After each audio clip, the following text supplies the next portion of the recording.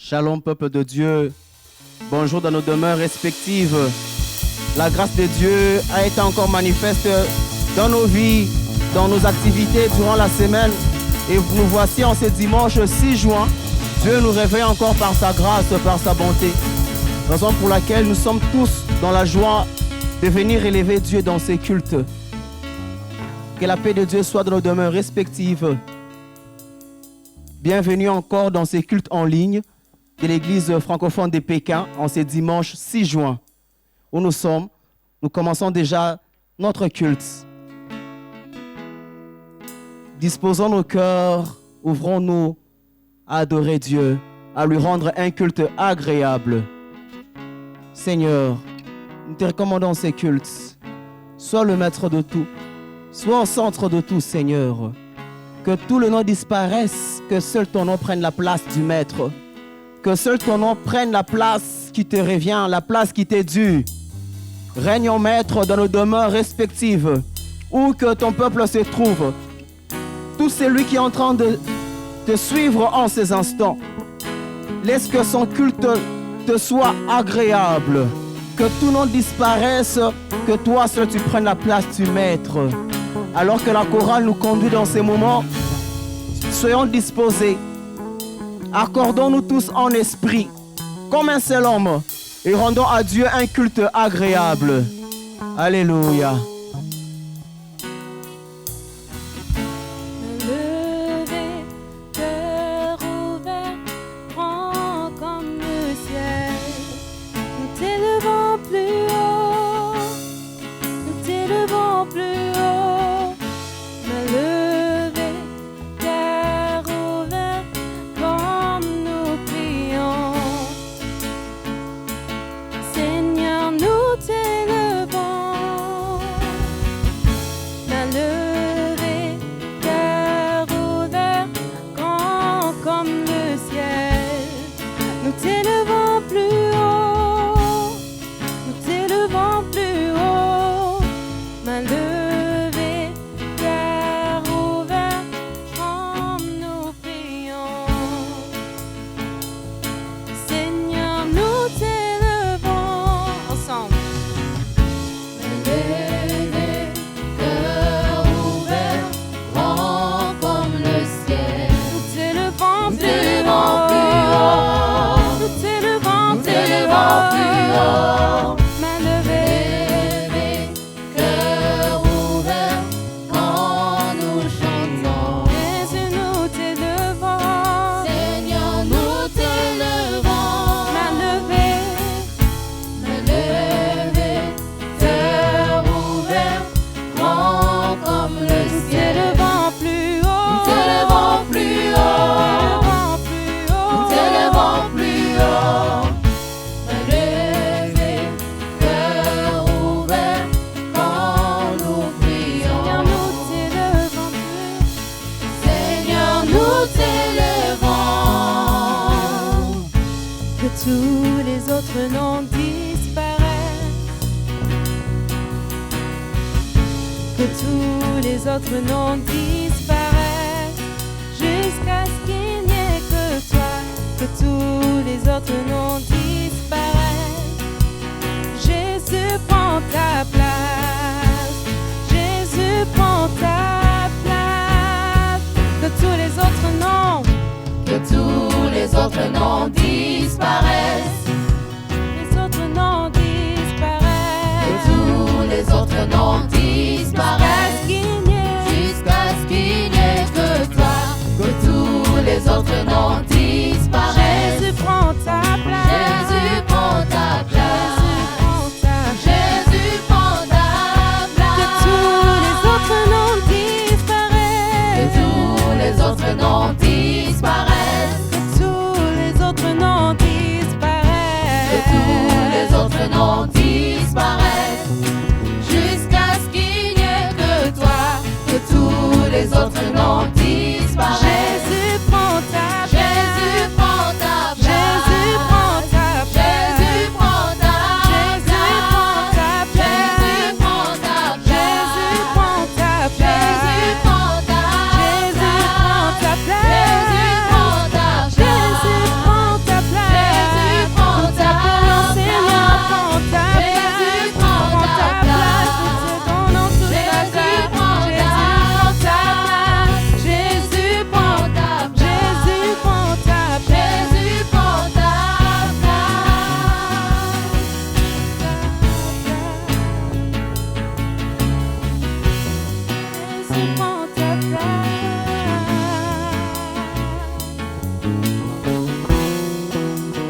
levée. Main levée, cœur ouvert, grand comme le ciel. Nous t'élevons plus haut, nous t'élevons plus haut. Main levée, cœur ouvert, quand nous prions. Seigneur, nous t'élevons. Seigneur, nous t'élevons. Main levée, cœur ouvert, grand comme le ciel. Nous t'élevons plus haut, nous t'élevons plus haut. Main levée, cœur ouvert, quand nous prions. Seigneur, nous t'élevons. Seigneur, nous t'élevons. Main levée, cœur ouvert, grand comme le ciel. Nous t'élevons plus haut, nous t'élevons plus haut. Main levée, cœur ouvert, quand nous prions.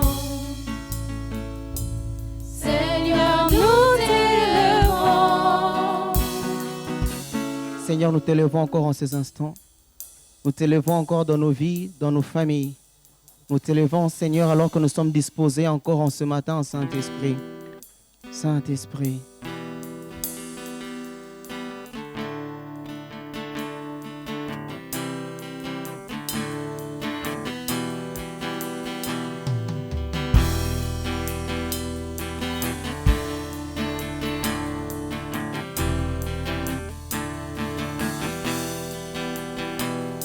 Dans l'assemblée des saints, assoiffé je me tiens, que ton onction descend sur moi.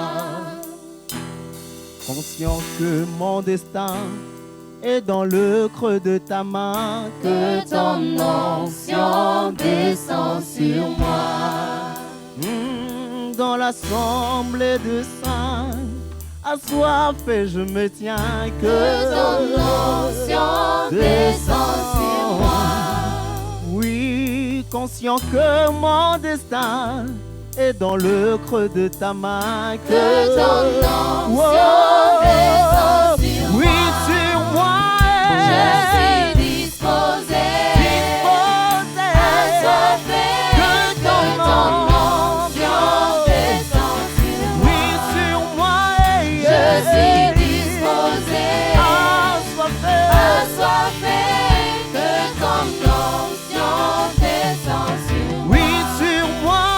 Je suis disposé, assoiffé, que ton onction descend sur moi. Oui, sur moi ce Je dimanche. suis disposé, Ce matin, je suis assoiffé, que ton onction descend sur moi. oui, sur moi ce Je moment. suis disposé, Assoiffé, assoiffé, que ton onction descend sur moi. oh oui, que ton Que ton onction. onction descend sur moi. Oui, que ton Que ton onction. onction descend sur Oh, moi. dans ma vie, que ton Que ton onction. onction Oui, descend dans sur mes moi. études, ton Que ton onction. onction descend sur Dans moi. mon travail, que Que ton ton onction. onction descend sur Dans moi. ma famille, que ton Que ton onction onction. descend sur Oh oui, moi. sur moi. Je suis disposé, Sur moi, je assoiffé, suis. que ton onction descend sur moi. Oui, sur moi. Je suis disposé, assoiffé, que ton onction descend sur moi. Dans l'assemblée des saints, assoiffé je me tiens. Que ton onction descend sur moi. Oh oui, conscient que mon destin est dans le creux de ta main. Que ton onction descend sur moi. Oui, dans l'assemblée de saints, assoiffé je me tiens. Que ton onction descend sur moi. Oui, conscient que mon destin est dans le creux de ta main. Que ton onction descend Oh sur oui, moi. sur moi Je suis disposé, assoiffé, que ton onction descend sur oh moi. oui, sur moi Je suis disposé, assoiffé, assoiffé, que ton onction descend sur oh moi. oui, que ton onction Descend sur dans moi. mon église, que Ton ton onction descend sur dans mon projet, que ton onction descend sur dans ma famille, que ton onction descend sur dans mes études, que ton onction descend sur dans mes affaires, que ton onction descend sur ma vie, que ton onction. descend sur moi. Ah oui, nous levons nos mains et bénissons le Seigneur pour son onction sur nous. Dans nos maisons, dans nos appartements, partout où vous vous êtes joints. Pour suivre ces cultes de l'église francophone de Pékin, depuis la Chine à Beijing.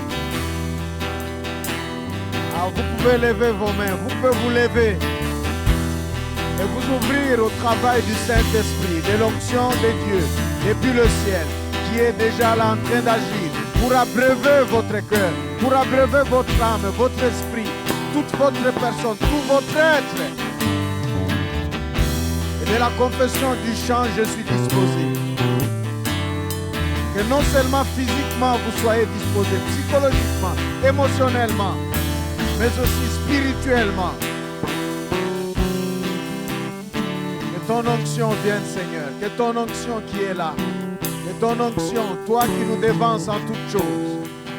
Toi qui es le commencement et la fin. Toi qui n'as ni commencement ni fin. Ah oui, Seigneur, tu nous as dévancés en ce jour du dimanche, 6 juin 2021.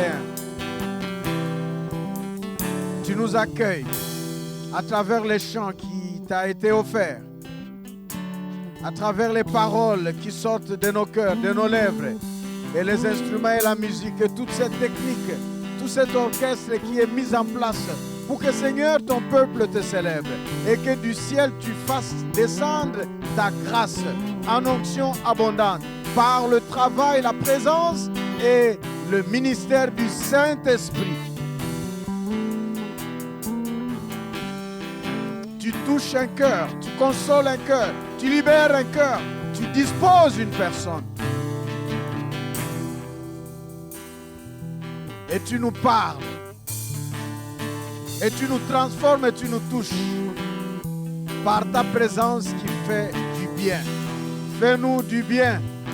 Alors que ton fils, ta fille se trouve apprêté devant toi pour t'offrir un culte, à travers lequel culte il t'offre ses prières, à travers lequel culte il écoute ta parole, qu'il t'écoute lui parler. Ah Seigneur, descends dans ta gloire et agrée ce moment, parce qu'il est fait pour toi et pour toi seul. À toi seul soit la gloire pour tout ce qui va prendre place. Dès le départ, mais déjà maintenant, encore le temps de ta parole, jusqu'à la fin de ce culte. Nous proclamons ton règne et la seigneurie de Jésus dans la maison où se trouve ta fille, ton fils, seul dans son appartement, dans le lieu où ton fils, ta fille s'est joint pour suivre ce programme. Seigneur, ensemble, en groupe ou en famille, où ce moment est partagé, que tu sois là, Seigneur. Toi qui es réel, même si nous ne te voyons pas, tu es réel, tu es présent. Établis ton règne par ta présence à travers ces instants que nous te dédions.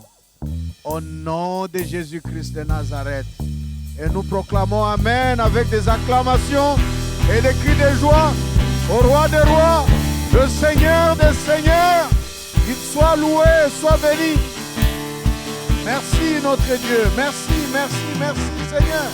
Pour nos amis de la technique, notre frère Eric, notre frère Dieudonné Maosé, notre frère René, avec nos enfants Johan et Priscille, Enémé, la mère des nations est là, et toute la chorale, Yannick, maman Emilienne, Berit, Ruth, Bénédicte, Emmanuel. Nous te bénissons pour Vanny, Vanel et pour Caristrate et Ogi. À toi la gloire, notre Dieu, en ce dimanche. Amen. Alors que nos amis de la chorale prennent place dans vos maisons, partout où vous êtes joints à nous. En tout cas, continuez à acclamer. Chaque fois que vous regardez, vous suivez, acclamez parce que Dieu voit vos acclamations et il vous bénit. Alléluia. Moi, c'est votre frère Jess Diop Ngangomo, pasteur et berger ici à l'église francophone de Pékin, appelée aussi le BICF French, BICF de notre communauté de Beijing International Christian Fellowship. Et nous sommes l'église francophone parce que nous avons près de 14 églises locales, toutes basées ici à Pékin. Pékin, c'est Beijing. Et de l'église francophone de Pékin, membre de la communauté BICF, nous avons aussi la communauté chrétienne francophone de Chine, la CCF Chine, dont nous sommes l'apôtre parce que nous avons l'église francophone de Pékin et puis l'église francophone pour Christ à Wuhan, ainsi que beaucoup d'autres églises et de frères et sœurs qui se trouvent partis soit de Pékin, de l'église francophone, soit de Wuhan, à francophone pour Christ. Ils se trouvent en Chine, en Afrique, aux États-Unis, au Canada, en Europe. Nous les appelons la CCF Chine Diaspora. Soyez bénis partout où vous êtes. Et donc, maintenant, nous continuons avec la parole. La parole, c'est toujours sur la série Transformation en profondeur. Transformation en profondeur. Et cette série que nous abordons dès maintenant jusque chaque dimanche, nous irons jusque, c'est pas moi, juillet, août, septembre, octobre, je ne sais pas, parce qu'il y a beaucoup de choses que nous allons apprendre. Aujourd'hui, qui veut être transformé? Qui a besoin de transformation? De quelle transformation s'agit-il? Voilà aujourd'hui questionnement. Qui veut la meilleure et parfaite transformation?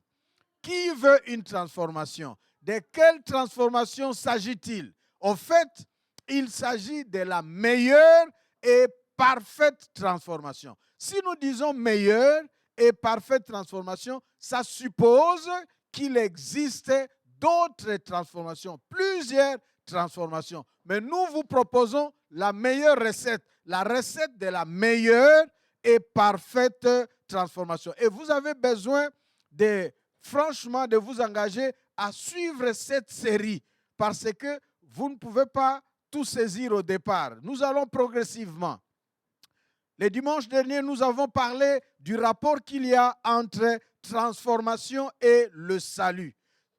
Parce que notre thème transformation en profondeur est basé dans le texte de 2 Corinthiens, chapitre 3, versets 16 à 18, où ce texte-là évoque 3 aspects, tous liés au salut. D'abord, la conversion à travers l'image du voile qui est ôté, œuvre de l'esprit. Après la conversion, le salut comme conversion, le salut qui commence par la conversion, s'ensuit de la délivrance, exprimée par le fait le voile est ôté et par l'esprit, il y a la liberté à cause de l'esprit de Dieu qui est le Seigneur. Donc le salut qui nous accueille par la conversion en Christ nous rend libres, nous libère, nous délivre. Et délivré, libéré par le Saint-Esprit à la suite de notre salut, ce salut se poursuit par la présence agissante en nous de Dieu à travers l'agent principal de notre salut, de notre conversion, de notre délivrance, qui est le Saint-Esprit. Et le Saint-Esprit continue à nous transformer, continue à établir, à démontrer, à prouver, à manifester, à continuer, à achever, à manifester notre salut en Jésus-Christ. Et puisqu'il continue ce travail, il le fait en permanence et de manière continue. Ce travail de transformation est un travail continu, permanent, qui passe d'une gloire plus petite à une gloire grande, à une gloire grande et grande et grande. Une gloire de gloire en gloire. Et cette transformation du Saint-Esprit touche l'être humain tout entier. L'être humain, c'est la personne physique, mais jamais l'on prendrait la personne physique comme un être isolé, comme seulement l'enveloppe, la personne que l'on voit. Il y a à la fois des enjeux qui se rapportent au fait que je suis être humain, je suis un homme ou je suis une fille, je suis une femme, je suis un enfant, je suis un jeune homme, je suis un papa. Ce que je suis constitue moi-même, mes origines, mon histoire, mon habitat, mon oikos, mon cosmos, partout où je vis, mes relations. Tout cela fait que décrire et présenter l'être humain. Ainsi, ça nous a amené à évoquer ce que nous développerons et expliquerons plus tard, la compartimentation, la complexité et l'interconnexion de l'être humain. L'être humain est complexe, compartimenté. Il a des parties comme des chambres. Il a des éléments comme des composants d'un ensemble, comme des composants d'un tout. Et cet ensemble constitué des éléments est tellement cohérent que ça fait des domaines divers, des aspects divers, si bien que pour bien cerner, comprendre l'être humain, la transformation va devoir s'attaquer, toucher, se diriger, cibler toutes ces dimensions. Et nous avons parlé de transformation verticale, horizontale et réflexive. La transformation verticale évoquant l'être humain, la personne humaine d'avec les divins, d'avec le spirituel, d'avec Dieu. Et la transformation horizontale va se dédoubler en une transformation horizontale liée à l'être humain avec les autres, dimension interpersonnelle, horizontale, interpersonnelle, et dimension spatiale, horizontale, spatiale. L'être humain et son milieu. Et enfin, nous aurons l'être humain, la personne avec elle-même. C'est la transformation réflexive. Parce qu'au fait, finalement, tout tourne autour de la personne humaine.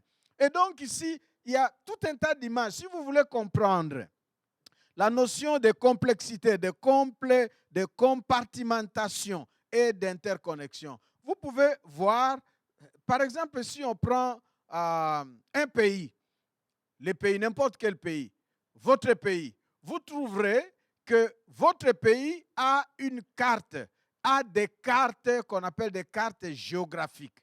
Vous aurez des graphiques qui présentent votre pays. Et vous aurez une carte hydrographique, par exemple. C'est-à-dire une carte graphique qui présente le pays seulement en considérant les sources d'eau. Quelles sont les sources d'eau que votre pays a? Les rivières, les fleuves, les lacs, ainsi de suite. C'est l'hydrographie. On va dire carte hydrographique. On peut avoir un pays avec une carte administrative. On montre les découpages, les différences. Si votre pays est divisé en districts, en provinces, je ne sais pas moi, en cités, on va montrer les différentes descriptions de ces milieux-là qui constituent la représentation tous ensemble de l'administration de ces pays. Comment c'est réparti, les grandes villes et tout cela. et vous avez la carte. Vous pouvez aussi avoir une représentation du relief de votre pays, les montagnes, tout ce qu'il y a. Donc, imaginez que vous prenez la carte du relief, la carte de l'administration, la carte de l'hydrographie de votre pays. Vous mettez tout ça ensemble. Vous aurez un mélange qui va vous rendre difficile de faire la distinction. Ça montre la complexité. Et ça, c'est juste un pays. Et cela va de même si on va dans le domaine de la mer. Si on va dans la mer, dans les océans, ceux qui font des recherches, nous voyons l'eau seulement. Mais lorsqu'on entre dedans, dans un océan, dans une mer, il y a toute une vie, tout un monde là-dedans, encore complexe. Donc, tout ce que Dieu a créé, nous pouvons voir l'aspect de la complexité. À plus forte raison donc, l'être humain, qui est au fait l'apogée de la création. Et cet être humain a besoin de transformation. Pourquoi? Parce que nous avons vu que selon le verdict prononcé par Dieu en Jérémie chapitre 17, versets 5 à 15, et particulièrement le verset 9, Dieu en échange, en dialogue avec le prophète Jérémie, qui représente au fait le peuple, Dieu dit, l'homme, il est tortué par-dessus tout. Qui peut le connaître? Et au verset 10, Dieu va dire, moi l'Éternel, je le sonde et je le scrute jusque dans les profondeurs. Dans d'autres textes, on dit jusque dans les tréfonds. Donc, l'homme, il est tortué, il est complexe, il est incurable, il est impénétrable, il est insaisissable. Et le fait d'être insaisissable part de son cœur, du dedans de lui, de sorte que personne ne peut y accéder, sauf Dieu qui l'a créé. Et ce Dieu va donc constater, curieusement, nous aussi les hommes, les humains, nous sommes d'accord avec cela, que le cœur de l'homme est mauvais. En tout cas, ce qui passe entre le bien et le mal, quand on regarde les gens, on vit facilement, on peut être frappé pour voir quel type méchant. En tout cas, tu es méchant. En tout cas, ça c'est une femme méchante. Mais cet homme-là, il est méchant. Il doit être sorcier. Facilement, nous pouvons voir combien. Et lorsque l'on dit à quelqu'un méchant, jusqu'à le qualifier de sorcier, non seulement on voit ce que la personne fait, mais on devine son cœur. Quel mauvais cœur, quel cœur dur. Besoin de transformation. Mais disons, notre message, qui a besoin de la transformation? Encore, c'est une question. Et de quelle transformation? Et en quoi consiste cette transformation? Nous parlons d'une meilleure et parfaite transformation. Lorsque nous parlons de la transformation en profondeur, nous voulons parler de la meilleure et de la parfaite transformation qui soit la dernière recette. La dernière recette de ta vie, ma soeur.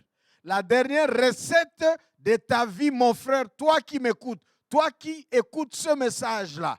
Cette série, ce que nous vous présentons, ce que nous te présentons comme transformation en profondeur, c'est la dernière recette qui vient répondre à tes besoins. Comment cela?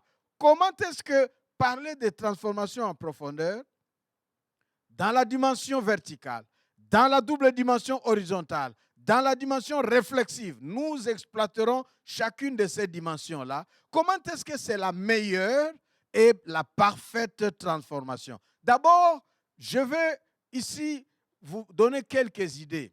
Vous savez, la meilleure et parfaite transformation, pour qu'elle le soit, elle doit cibler et satisfaire comme il le faut le plus grand besoin de tout être humain.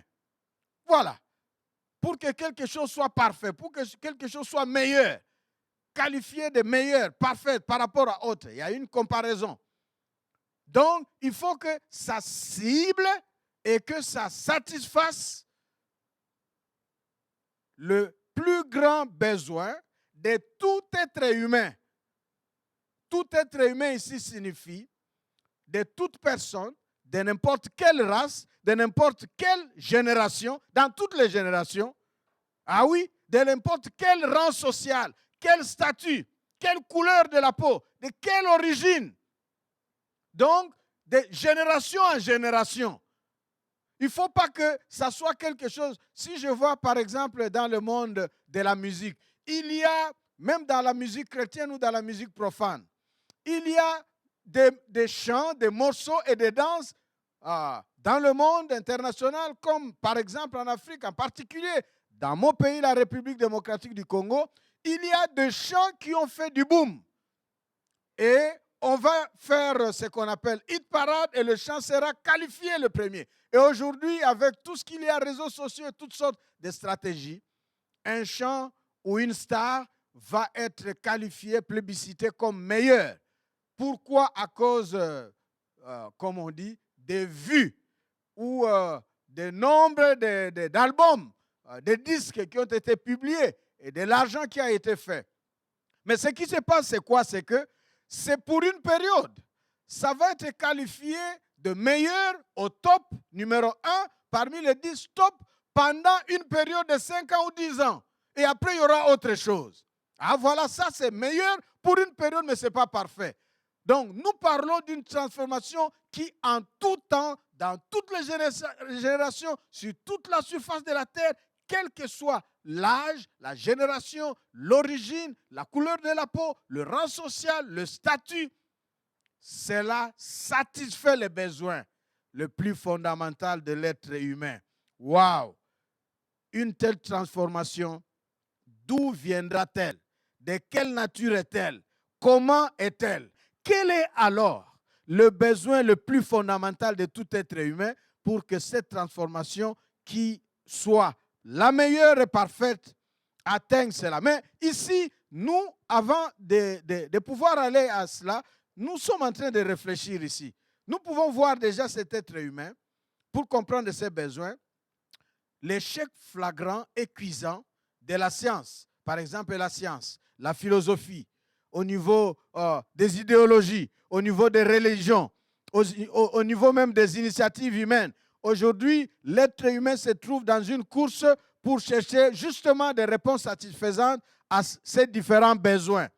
Et donc, on va vers la science, on va vers les religions. Par exemple, au niveau des religions, il y a toutes sortes de pratiques que les gens font, comme autrefois au temps du prophète Élie avec les Baals, où les gens se taillardaient la peau, se coupaient, se blessaient pour trouver faveur, pour être évoqués, pour être répondus, pour invoquer leur Dieu, pour être exaucés, voulais-je dire.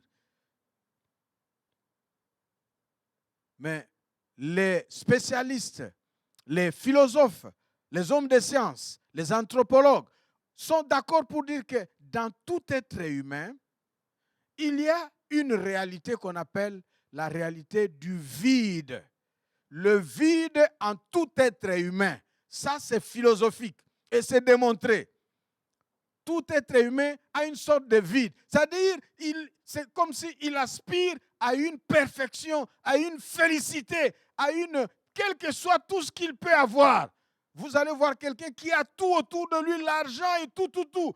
Comme par exemple le roi décrit dans la Bible comme le plus riche et le plus sage.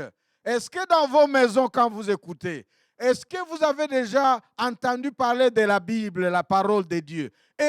Avez-vous déjà entendu parler dans la Bible d'un roi qui était le plus riche de son temps et le plus sage? Est-ce que vous pouvez crier son nom là où vous êtes? Très fort, si vous avez une idée. Criez comment il s'appelait. Criez très fort qu'on vous entende, même dans votre chambre là, même si personne ne vous entend. Voilà, le roi s'appelait comment? Salomon. Même lui, Salomon. Il s'est retrouvé sage comme personne, d'autres très riches. Il a fait des études. En tout cas, aujourd'hui, on lui collerait, il serait tridoc ou combien de docs, je ne sais pas. Salomon. Il avait des doctorats de doctorats. PhD full. Salomon. Mais il va conclure jusqu'à ça. Il a même dit, je veux satisfaire mon cœur. Et il a satisfait. Il a dit, je veux satisfaire mes yeux. Et il a satisfait. Par exemple, pour satisfaire ses yeux, dès qu'il voyait une femme qui lui plaisait, il disait, à moi. Jusqu'à ce qu'il en a eu des répertoriés. Celles qui étaient répertoriées, des femmes légitimes, il en avait 300. Des femmes légitimes. Et celles qui étaient des concubines, c'est-à-dire des occasionnelles, celles qu'il a pris occasionnellement, elles en étaient au moins 700. Donc, celles, à l'occasion, il passe et il dit, bon, vous pouvez noter que j'étais avec elle. Donc, ça fait des concubines. Au moins 700. Mais celles qui donnaient lui le statut de la femme du roi, au moins 300. Au finish, il déclare, tout est vanité. Tout cela, ce n'est pas seulement une vanité, mais c'est la pire des vanités. Néant. C'est comme pour dire, corroborer avec la science de ce vide qui se trouve dans l'être humain, le besoin le plus fondamental.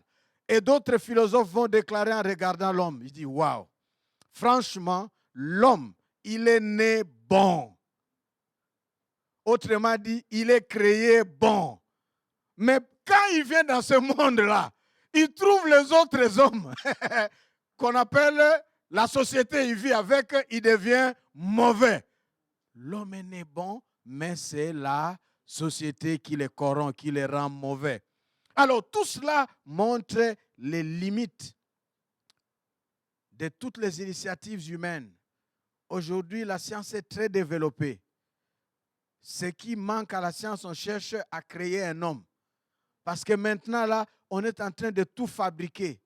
Ah, franchement, si quelqu'un est né homme et il refuse d'être reconnu homme, il veut devenir femme, il cherche l'argent, il va dans des hôpitaux chirurgicaux, il se transforme et ils ont une communauté de transvertis, de transgenders. Et ils se transforment. Il y a de ceux qui ne veulent plus être reconnus comme femmes. Il devient un homme. Il y a de ceux qui ne veulent pas, qui n'acceptent pas d'être venu homme. Il dit, pourquoi je suis venu homme? Si on avait demandé mon avis, j'aurais voulu être femme. Puisque j'ai le droit, je change. Il change. Il y a d'autres qui disent, je veux être à la fois homme et femme. Et ils vont travailler leur corps pour devenir et rester à la fois homme et femme. Et ça, c'est la société aujourd'hui. Et tout ce qu'il y a là, c'est pour chercher à satisfaire. Et nous voyons que ces personnes-là ne sont pas non plus satisfaits. Parce que le besoin fondamental n'est pas rencontré. Il n'est pas satisfait. Et je me demande, quel homme, aujourd'hui même, il se passe que quelqu'un, pour des raisons de satisfaction des besoins, pour un couple qui n'a pas d'enfant, on va dire, avec l'argent, si par exemple, la science, la médecine montre que monsieur et madame, franchement, vous n'êtes pas capable d'avoir enfant. Madame n'est pas capable de porter enfant.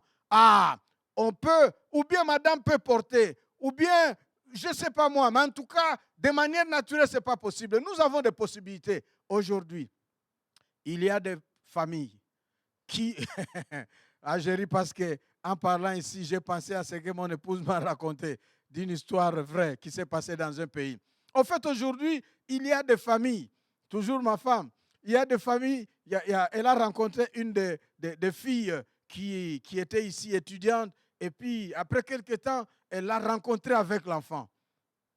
Et bref, l'histoire c'est quoi? Cette fille-là a vu le temps passer, elle dit, bon, je ne me marie pas, mais finalement, je risque d'aller à ménopause et de vivre sans progéniture, sans enfant. Elle a les moyens, elle s'est déplacée juste dans un pays très développé, quelque part, là en Occident, et puis elle est allée dans les banques des enfants. Il y a les banques des enfants où vous achetez l'ovule, Vous achetez les spermatozoïdes et on traite cela. Vous voulez un enfant fille? Oui. Un enfant garçon? Quelle couleur? Alors, on prend, on traite, on travaille et on met l'enfant et puis voilà. Et elle a enfant. Et ma femme a eu le culot de demander et le courage de demander, mais cet enfant, son père, c'est qui? Et quand il va grandir, il va te demander, qu'est-ce que tu lui diras? Elle n'a pas répondu. Voilà. Donc, quelle société on aura? Parce que déjà, nous qui sommes nés de papa et maman géniteurs réels, nous avons des problèmes. Parfois, nous avons des problèmes avec eux. À plus forte raison, cette société humaine-là, de ceux qui savent que je ne connais pas mon père, je ne connais pas ma mère, ces gens-là que je vois homme-homme, ces gens-là que je vois, ils ne sont pas papa et maman, ils ne sont pas ceux qui m'ont mis au monde. Quel monde, quelle personne, qu'est-ce que nous aurons? Ah, le monde et l'être humain, nous allons de mal en pis. Et tout cela, c'est pour résoudre le besoin de l'être humain. Oh Seigneur, merci, parce que tu as une réponse. Nous en venons ici à la perspective de la Bible. Selon la Bible, la parole de Dieu, nous pouvons observer la beauté, l'équilibre, l'harmonie et la perfection de tout ce que Dieu a créé. Si nous ne rentrons pas dans nos tergiversations et dans notre comportement destructeur dégradé, si vous sortez, vous regardez le ciel, si vous entendez les oiseaux qui chantent leur musique, en tout cas, nous pouvons voir combien la création en elle-même, elle est belle. C'est ce qui apparaît dans la Bible en Genèse, chapitre 1, verset 10, verset 12, verset 18. Nous sommes à Genèse, chapitre 1, verset 21, verset 25 à 38 et 31.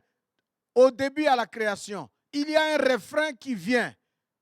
Chaque fois, c'était bon ce que Dieu a fait. Il conclut, il constata que c'est bon. Jusqu'à l'être humain, Dieu va conclure que c'est très bon. Donc, à la création, tout est bon et très bon. La création, bonne, et l'être humain, la personne humaine, très bon. Nous sommes très bons depuis la création de par Dieu.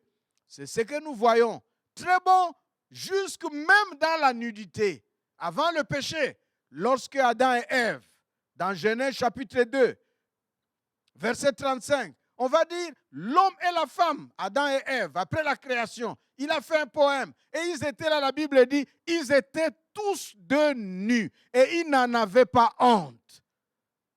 C'est pourquoi? Parce qu'on est dans une période idyllique de perfection, de félicité, où tout est bien. Et c'est ce que le psalmiste, dans le psaume 139, verset 13 à 14, va déclarer, je suis une merveille. Je suis une merveille de Dieu. Ah oui, tu es une merveille de Dieu. Même si les gens te disent, regarde sa tête même. Regarde-toi, les oreilles comme ça, comme les lapins. Tu es une merveille. Parce que personne ne peut créer même un lapin. Le lapin, là, personne ne peut le créer.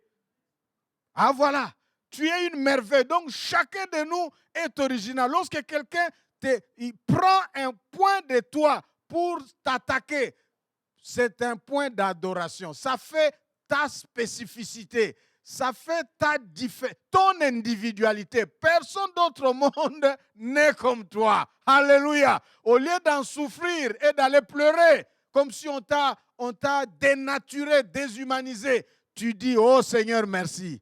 Comme je suis beau, comme je suis belle, parce que c'est qu'il décrit la personne d'autre comme ça. Regarde ses yeux comme les ampoules, les phares d'un véhicule. Waouh! Avec ces yeux-là comme je vois. Parce qu'il y a quelqu'un qui aime des yeux comme des phares d'un véhicule. Et donc, Dieu a fait les choses merveilleusement bien. Et c'est lui qui connaît notre besoin fondamental. Malheureusement, il y a eu dégradation, déchéance, la corruption de l'être humain par ce qu'on a appelé le péché. Le péché ou le mal. Ça a dégradé l'être humain. Ça affecte négativement l'être humain et ça c'est de manière proportionnelle. La dégradation, le mal dû au péché qui part de l'être humain, non seulement affecte l'être humain de manière négative et proportionnelle, mais ça s'étend même en mal de tout genre sur l'existence, la création, l'espace, le cosmos, avec effet retour. C'est-à-dire, le mal que je fais comme être humain va contaminer. Le mal est contagieux, le péché est contagieux. Ça va contaminer non seulement ceux qui sont avec moi, mais quand ça contamine, ça part, ça revient encore en effet retour sur moi-même. Comme pour dire, je suis parti de toi, je ne vais pas t'oublier. Vous voyez, il y a effet retour sur l'homme lui-même. C'est pourquoi, par exemple, en sciences écologiques, en écologie, il y a une thèse importante qui dit que toute perturbation des écosystèmes est d'origine anthropique. Les écosystèmes sont en équilibre. Et dès qu'il y a perturbation, comme maintenant on parle de problème de climat, à la base, la cause principale, c'est l'homme. Quand l'homme passe, aujourd'hui, la science veut explorer la planète qu'on appelle comment? Mars. Mars est tranquille là-bas. La Terre, avec ses problèmes, on ne l'a pas encore maîtrisé. Mais on veut explorer Mars. Donc, on va ajouter au problème de la Terre les problèmes que Mars va nous causer. Et ça signifie quoi? Tout ceci, c'est pour montrer que nous, les êtres humains, nous avons un besoin fondamental qui doit être satisfait. Ah oui, et ce besoin se trouve être dans l'être humain, le mal, le péché. Nous expliquerons prochainement le péché, c'est quoi, comment il opère et jusqu'où il agit, pour que nous comprenions la transformation en profondeur lorsqu'elle est horizontale, lorsqu'elle est verticale, lorsqu'elle est réflexive, elle cible quoi, elle opère comment et elle se manifeste comment. Tout ce que je vous décris, c'est la perspective biblique. Nous pouvons trouver, par exemple, déjà en Genèse, chapitre 6. Genèse chapitre 6, verset 3, versets 5 et 6. Et nous allons voir là comment est-ce que Dieu va s'exclamer. Il va dire, ah, l'être humain, l'homme que j'ai créé, son cœur est toujours attiré vers le mal. Son cœur est mauvais. Et une fois de plus ici, je ne vous parle pas ici d'une approche philosophique pour qu'on rentre dans le sophisme. Mais je vous parle du constat réel. En tout cas, vous tous qui me suivez, qui m'écoutez, je ne sais pas s'il y a quelqu'un qui peut dire, moi je ne suis pas mauvais, moi je suis bon. Parce que depuis que je suis né, je n'ai jamais fait du mal à quelqu'un. Il n'y a personne. Nous nous trouvons porteurs de la tare, du péché, du mal qui circule dans notre sang, puisque hérité des premiers parents, Adam et Ève, qui ont péché. C'est ce que nous voyons en Genèse 3, 6 à 9. Au début, là déjà, Caïn va jalouser son jeune frère Abel pour le tuer. Et nous verrons en Genèse 11, les gens qui se multipliaient, ils parlaient une seule langue. Au lieu de s'en servir pour communiquer, ils vont dire, comment ne pouvons-nous pas nous entendre pour devenir puissants jusqu'à atteindre le ciel? Or, le ciel, c'est le trône de Dieu. L'homme ne peut pas oser atteindre le trône de Dieu. C'est le trône de Dieu qui doit venir jusqu'à nous. Là, ça fait grâce. Mais si nous voulons nous élever au trône de Dieu, nous sommes dans la rébellion et dans l'égarement. C'est ça qui a créé la tour de Babel, la confusion due aux langues. Et nous avons cette déclaration de Romains chapitre 3, versets 23 à 24. Tout cela, c'est le mal. La Bible va dire, il n'y a aucun qui est juste. Aucun n'est juste. Aucun ne cherche Dieu. Tous ont péché et sont privés de la gloire de Dieu. Il n'y a personne qui soit juste sur la terre. Il n'y a personne qui soit net. Il n'y a personne qui soit correct. Il n'y a personne qui puisse être satisfait de la vie. Personne, parce qu'il y a un besoin. Ainsi, la non-satisfaction du besoin fondamental de l'être humain entraîne le fait que l'on vit en ce que nous appelons le moi qui est tordu, et la destinée de l'être humain devient une destinée détournée ou ratée à cause du mal. Aujourd'hui, je suis en train de vouloir répondre à une question, à une problématique, de pourvoir pour nos besoins une transformation qui soit la meilleure et qu'elle soit parfaite. Existe-t-il une telle transformation? Si oui, comment elle est? Nous disons que pour qu'elle existe, pour qu'elle soit, elle doit cibler et satisfaire le besoin le plus fondamental, pas d'une personne, pas d'un peuple, pas d'une race, pas d'une génération, mais de tout être humain en toute génération et sur toute la surface de la terre. Et ça, cette transformation-là ne peut s'attaquer qu'à la cause du besoin fondamental de l'être humain. Et nous allons voir quel est ce besoin fondamental. Mais avant cela, nous voyons que le besoin de l'être humain se trouve dans le fond de lui-même, dans son cœur. Je vais vous illustrer quelques exemples qui montrent jusqu'où, parce que le titre de notre message, qui a besoin de transformation? Qui a besoin de quelle transformation? Qui a besoin de transformation en profondeur?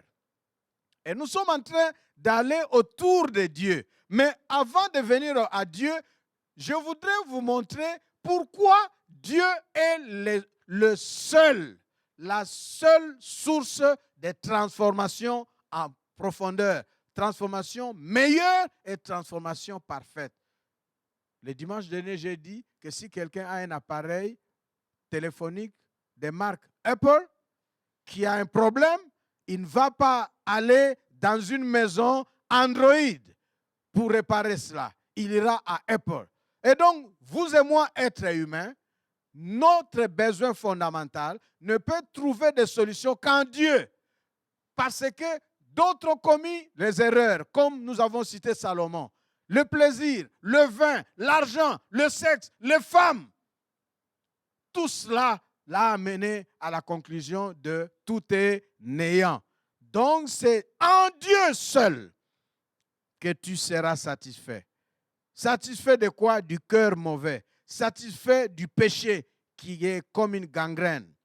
Laissez-moi ici, avant de pouvoir clore ici, aujourd'hui, par rapport à qui a besoin de la transformation en profondeur, vous donner des exemples qui vont nous montrer la nécessité pertinente, la nécessité impérieuse, très active pour nous, de chercher à être transformés, pas par n'importe qui, pas par l'argent, pas par les études, pas par, je ne sais pas moi, par Dieu d'abord. C'est-à-dire que la transformation commence dans la racine, l'origine de tout qui est en moi, en mon cœur, pour maintenant toucher les autres domaines. Aujourd'hui, il y a profanation des choses de Dieu. Vous savez, on monnaie des choses. Il y a des scandales qui se passent dans le monde, de tout genre, comme ce que j'ai décrit, ou des gens qui changent de sexe. Il y a des problèmes, par exemple, la non-pudeur. Aujourd'hui, vous pouvez voir quelqu'un au nom de la liberté. Au nom de la liberté. Ah, c'était scandaleux. J'ai vu une église, je pense que ça existe aux États-Unis, une église qui est l'église de l'amour, basée sur l'amour. Et le principe clé, c'est quoi? Si on s'aime, comme Dieu nous a créés, comme au paradis dans le jardin d'Éden, pourquoi alors se cacher les uns vis-à-vis des autres? Parce qu'on s'aime et on est bien, on ne se méfie pas.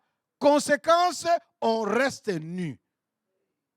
Donc, les pasteurs se trouvent à la chair comme ça, avec sa Bible en train de prêcher nu et tous les membres de l'Assemblée, ils sont nus. Aujourd'hui, au nom de la démocratie, de la liberté, vous pouvez voir quelqu'un dire « Je suis libre, c'est moi, c'est mon corps, c'est ma personne ». Et il sort sur la rue en train de marcher nu, de se balader. Et on les regarde. Et nous sommes dans la globalisation où le monde devient petit. Conséquence, le mal qui se trouve dans une personne va facilement passer d'une personne à une autre. Le mal qui se trouve dans une société va facilement contaminer une autre société. Laissez-moi vous avouer ici, il y a des choses que moi, par exemple, depuis mon âge, je me souviens quand nous on grandissait, il y avait ce qui était interdit. Par exemple, le film, on disait enfant non admis. Comme ça, enfant non admis. Je me demande si maintenant ça existerait. Ça servirait à quoi même? Parce que si c'est dans une salle de cinéma où on dit interdit aux moins de 18 ans, aujourd'hui là, ils ont tout. Sans même aller, les salles de cinéma maintenant se trouvent dans les portables, dans les téléphones, dans les poches et partout. De telle sorte qu'il y a des choses que nous autres, jusque dans les mariages, on attendait, on écoutait. Mais aujourd'hui, il y a des choses que les enfants, à 9 ans, à 11 ans, à 16 ans, à 19 ans, ils connaissent des choses plus même que leurs propres parents. Et curieusement, c'est des choses nuisibles, dangereuses, très dommageables, de manière fatale. Oh Seigneur, nous avons besoin de toi. Le monde a besoin de notre Dieu. Ah oui, le monde a besoin de notre Dieu. On a besoin d'une transformation en profondeur. Et vous connaissez des pays où il y a des magasins de sexe publics comme ça. Vous avez un problème, vous allez, il y a des femmes et vous regardez, vous voulez qui? Il y a des hommes, vous voulez qui? Vous allez au guichet et vous payez, vous avez le numéro et il y a un espace. Et c'est le droit satisfaire le besoin. Au nom de la démocratie, au nom de la liberté, on a défiguré le mariage. Aujourd'hui, le vocable, ce message, je voudrais que des amis qui ont des problèmes d'origine, de sexe, et aujourd'hui, vous savez, nous, quand on étudiait, on disait, il y a deux sexes, le sexe féminin et le sexe masculin. Aujourd'hui, il y a des pays où cette théorie-là, vous ne devez plus l'enseigner. On enseigne 3 sexes. Il y a masculin, féminin et sexe intermédiaire. Comme cela. Et il y a des pays où on ne met pas le sexe dans le passeport quand l'enfant naît, dans l'identité, jusqu'à ce qu'il devienne adulte et choisisse son propre sexe. Ah oui, mais vous savez quoi? Ces gens hommes qui se marient et qui adoptent enfants, ces gens femmes qui se marient, le vocabulaire homme-femme, ça vient du sexe masculin et féminin. Mais quand ils se marient entre eux, ils donnent le même vocable pour être, et le même rôle qu'ils jouent. Et parfois, ça me fait rire avec humour de constater lors de leur mariage, parce que parfois ça passe à la télévision. Vous voyez celui qui joue le rôle de madame, alors qu'il est un monsieur, par exemple. Il s'habille en couleur de femmes naturelles. Parce que les couleurs roses, la couleur rose, par exemple, c'est la couleur des femmes. Mais ce n'est pas la couleur des femmes lesbiennes ou gays, c'est la couleur des femmes naturelles. Donc, nous voyons ici une inversion des valeurs et des mœurs qu'on ne peut pas définir. Et tout devient déformé jusqu'au mariage, qui est la cellule primaire qui nous amène à l'existence, qui nous entretient dans la famille. Tout est bafoué et déformé à cause de l'être humain. Et il y a comme conséquence prolifération, propagande des antivaleurs qui entraînent toutes sortes de vices, de fléaux à tous les niveaux, au niveau humain personnel, au niveau communautaire, au niveau interpersonnel, jusqu'au niveau global. C'est à cause de cela, bien-aimés, dans le Seigneur, je vous dis la vérité. Je vous dis vraiment la vérité. Là, nous allons terminer et prier. Je vais lire quelques passages ici pour vous dire là où nous en arrivons. Parce que c'est autour de tout ceci que nous allons parler de transformation. C'est à cause de tout cela que nous souffrons par rapport au coronavirus. C'est à cause de tout ça. Parce que dans le cœur des gens, il y a toutes sortes de motivations et d'intentions. En commençant par les motivations impérialistes, de dominance et de leadership sur les autres. En commençant, en continuant avec les motivations d'intérêt, de business, d'économie. Qui va vouloir que son produit passe avant le mien? Il y a la concurrence sur les marchés. Et du coup, on ne peut que s'attaquer et attaquer les vaccins les uns des autres. Mais à part cela, nous avons aussi la crise des modèles. Nous avons des problèmes de dépression. La science montre combien aujourd'hui, il y a beaucoup de dépression, surtout dans les milieux des jeunes. Dépression à cause de la fragilité, de la vulnérabilité de la personnalité. Un tas de problèmes affectifs. Problèmes affectifs de tous bords. Pourquoi? Parce que Romains chapitre 5, verset 12 va dire, par un seul homme qui a péché, Adam, le mal, le péché, a gagné toute l'humanité de génération en génération. Et Romains chapitre 7, si vous lisez tous ces chapitres 7 de Romains, vous allez particulièrement au verset 5, 8, 11, 13, 16 à 21. Vous trouverez cette sorte de cri au secours de ce monsieur. C'est Paul qui parle. Il dit, je voudrais faire le bien, mais on dirait le mal est collé à moi. Donc si moi, je me plais à faire le bien, mais je me trouve incliné à faire le mal, ça signifie qu'il y a une autre force qui agit et m'entraîne au bien. Qui me délivrera moi parce que je suis malheureux? Dieu merci. Dans Romains 7, 24 et 25, il y a une réponse. Gloire soit rendue à Dieu par Jésus-Christ qui me donne la victoire. Alléluia. Et nous voyons là déjà le point de départ de toute vraie, parfaite et meilleure transformation. Ézéchiel chapitre 18 va dire, oui, Dieu va dire, je ne prends pas plaisir au mal qui frappe l'être humain. Je ne prends pas plaisir à la mort qui frappe l'être humain, le méchant, mais je veux qu'il se répande. Et nous voyons ici, en parcourant en survol la situation du monde jusqu'à notre personne comme être humain, nous pouvons voir le mal et le besoin de véritables transformations. Ça ne doit pas être une transformation légère, prise à la légère et à la hâte. Ça doit être une transformation particulière, très sérieuse. C'est pourquoi il s'agit d'une transformation profonde, transformation parfaite, la meilleure transformation en profondeur. Et aujourd'hui, alors que nous allons développer prochainement comment est-ce que le péché arrive dans le monde et touche l'être humain et crée quoi?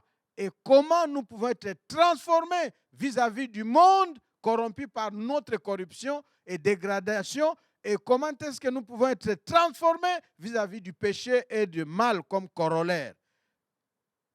D'abord, aujourd'hui, quelle est la réponse que nous avons? Notre message d'aujourd'hui, a comme but de nous encourager à rechercher la vraie et profonde transformation. Et nous voulons développer une attitude, non pas l'attitude de la fuite. Parce qu'il y a des gens qui s'enfoncent dans le mal, il y a des gens qui fuient davantage, il y a des gens qui accusent les autres, il y a des gens qui accusent même Dieu. Et il y a des gens qui développent même l'ingéniosité dans le mal ou qui vont dans l'idolâtrie. Revenez au Seigneur. Quittez l'idolâtrie. Quittez l'occultisme. Voilà la solution. Dieu nous cherche et il invite l'homme à lui. Voilà le départ de toute transformation en profondeur. Tourner vers Dieu qui te cherche et qui t'invite à lui. Ça, c'est la dimension verticale de la transformation en profondeur que nous allons développer dans les jours qui viennent. Toute véritable transformation, meilleure et parfaite, commence par cesser d'accuser, cesser de pointer l'autre, cesser d'en vouloir à Dieu, cesser d'aller dans l'ingéniosité vers le mal, mais tourner plutôt vers Dieu. D'où tu viens, il t'a créé. De regarder le mal dans le monde, de regarder le mal en toi et de dire, Seigneur, transforme-moi, j'ai besoin de toi. Est-ce qu'il y a quelqu'un qui peut dire cette prière avant que nous ne continuions? Nous terminons. Il y a quelqu'un qui peut dire après moi, Seigneur, j'ai besoin de toi. Seigneur, tel que le monde va, le monde est malade et j'ai besoin de toi. Transforme-moi. Transforme-moi. Et le Seigneur va répondre en Jérémie 29. Parce que nous prions. Préparez-vous maintenant votre cœur à prier avec moi. Dans Jérémie 29, versets 11 à 14, Dieu va dire, cherchez-moi. Cherchez-moi de tout votre cœur. Et je me laisserai trouver par vous. Dans cette situation décrite, alarmante et catastrophique du monde en dégradation, cherchons Dieu de tout cœur et il va se laisser trouver. C'est Dieu-là, en Ésaïe chapitre 66, verset 2, il dit, toutes ces choses, le monde, il dit, c'est moi qui les ai faites. Et ainsi elles sont venues à l'existence. Le cosmos, le monde. L'Éternel le déclare. Mais il dit, voici sur qui je porterai un regard favorable. Je le porterai sur celui qui a l'esprit abattu et sur celui qui respecte ma parole. Quelqu'un qui, dans son cœur, au regard de toute cette situation catastrophique, devient contrit dans son cœur et a écouté la parole et se dit, Seigneur, j'ai besoin de toi. Le Seigneur te dit, il va porter un regard favorable sur toi. Est-ce que nous pouvons prier comme David dans le psaume 139, le verset 23 à 24, il a dit, sonde-moi, ô Dieu, et regarde-moi jusqu'au dedans. Si tu vois que je m'égare loin de toi, ramène-moi sur la voie de l'éternité. C'est comme cela que ce garçon qu'on a appelé le fils prodigue, il a dit, si dans la maison de mon père, ceux qui sont ses serviteurs, ils mangent à leur faim, comment est-ce que je veux souffrir loin ici sans nourriture? Même la nourriture des cochons, que je voudrais brouter, essayer comme les cochons, même si je ne suis pas cochon, personne ne me la donne. Non, non, non, non, non. Je ne continue pas à souffrir comme cela. Je veux m'en retourner chez mon Père. J'irai vers mon Père et je dirai, mon Père, j'ai péché contre le ciel et contre toi. Aujourd'hui, vous écoutez cette parole. Le Seigneur vous invite. Hébreux 4, verset 16 dit, auprès du Seigneur, nous pouvons trouver grâce. Nous allons ouvrir nos cœurs avec ce chant pour que le Saint-Esprit abreuve l'amour de Dieu en nous. Que le Saint-Esprit descend, il vienne et abreuve notre cœur sur nous, du besoin de Dieu descend, et que nous cherchions sur non pas un soulagement, mais une satisfaction parfaite. Ami, Merci Seigneur. à nouveau touche nos vies. Merci Seigneur. Saint-Esprit descend sur nous. Ouvrez votre cœur au Saint-Esprit alors que ce chant joue. Descend sur nous. a certainement beaucoup de choses mauvaises. Que ta puissance vienne. Le mal nous Que entoure. ta voix résonne. Le mal semble parler plus fort. Change nos cœurs. Le mal semble prendre le dessus sur le bien. Ta parole, Saint-Esprit, descends Oui, dans ce monde, tout ira de mal en pire. sur nous. Et la solution, Dieu veut l'apporter non pas au monde, dans le vide, mais à toi et à moi, dans notre cœur. La transformation en profondeur et le travail du Saint-Esprit. Invite le Saint-Esprit à venir dans ton cœur. Ensemble, Saint-Esprit, descends. Et chantons et recueillons-nous avec la chorale. Oui, Saint-Esprit, viens. Descends, Saint-Esprit.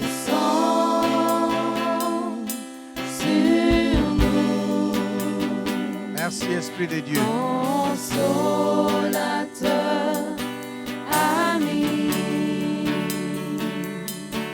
à nouveau touche nos vies. Saint-Esprit, descends sur nous. Descends sur nous, que ta puissance vienne, que ta puissance vienne, que ta voix résonne, viens et change nos cœurs, Oui, chantons. accomplis ta Transformons ce chant en prière. Ouvrons-nous au travail de Dieu. Ouvrons-nous à l'invitation de Dieu. Détournons nos cœurs du mal. Même le mal qui est en nous. Crions à notre Dieu. Viens, Seigneur. Par ton esprit, descends. Viens, Saint-Esprit. Descends. Descends sur moi. Descends dans mon cœur. Descends sur ma famille. Descends sur mes besoins. Descends, Seigneur. Viens, Saint-Esprit. Viens. Viens maintenant dans un cœur. Viens dans cette famille. Viens, Seigneur, dans cette âme assoiffée. Viens, Saint-Esprit. Descends, Saint-Esprit. Descends avec la grâce. Descends avec l'amour de Dieu. Descends avec la plénitude de la vie. Descends avec l'affection. Viens, Saint-Esprit.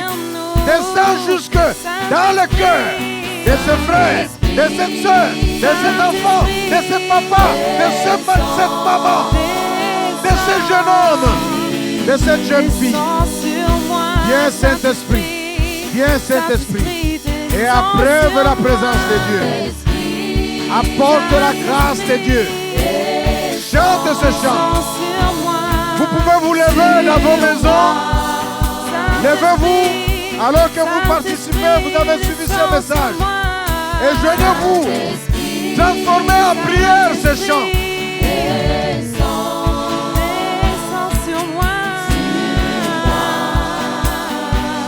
Transformez ce chant en prière. Proclamez ces refrains. Saint-Esprit descend sur moi. Mettez votre cœur droit, votre main droite sur votre cœur. Mettez votre main droite sur votre cœur. Et répétez ces refrains avec le groupe. Saint-Esprit descend sur moi. Saint-Esprit.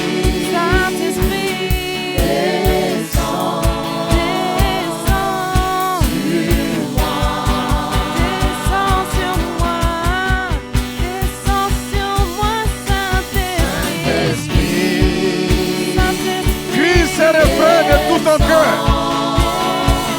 et que ces yeux, tes yeux spirituels et ton espérance et tes attentes soient tournés vers Dieu. Ouvre-toi tel que tu es à l'Esprit de Dieu. Écris ces refrains encore. Merci Seigneur.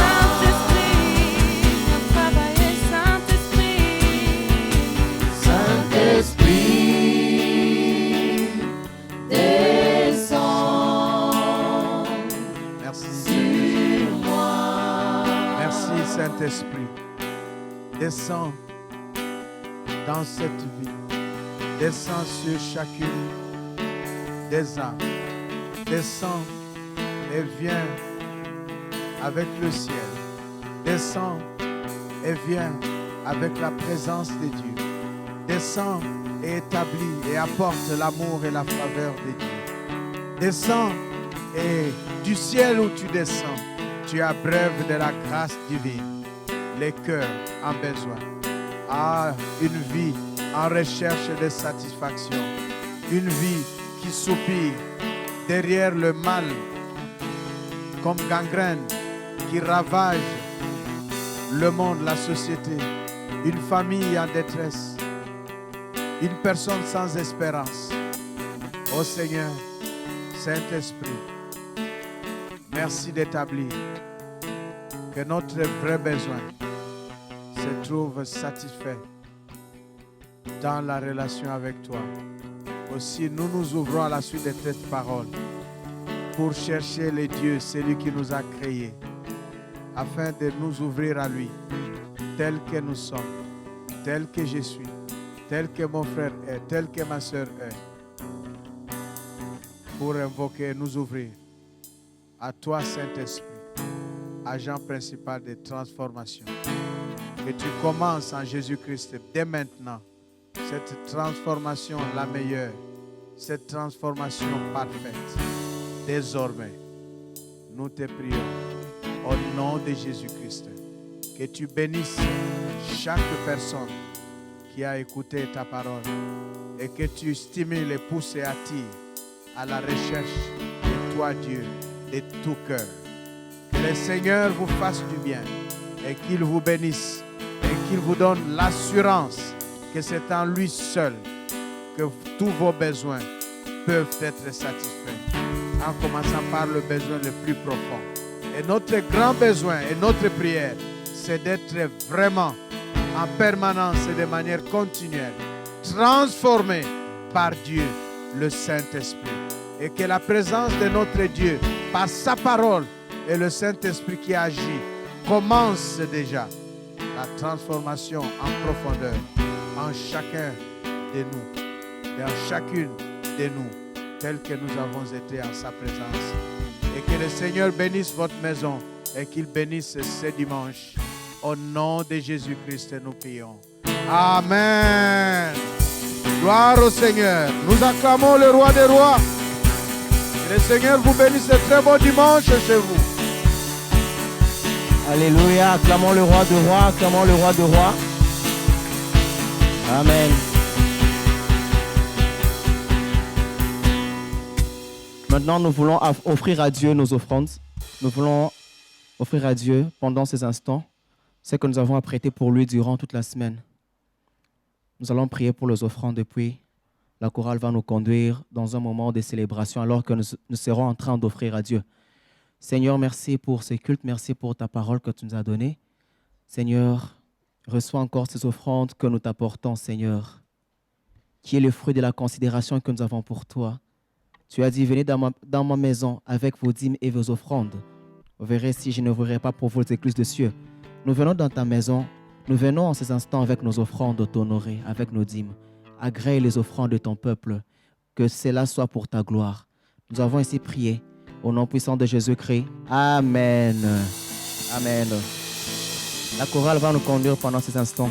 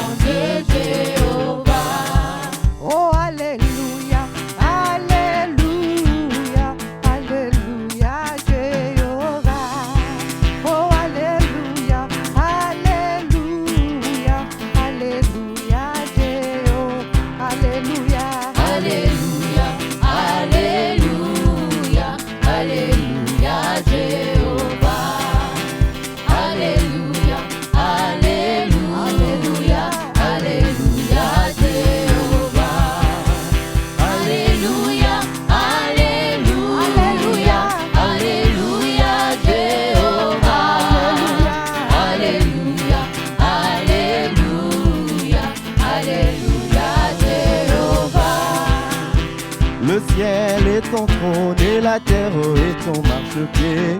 Saint-Nom, sois glorifié.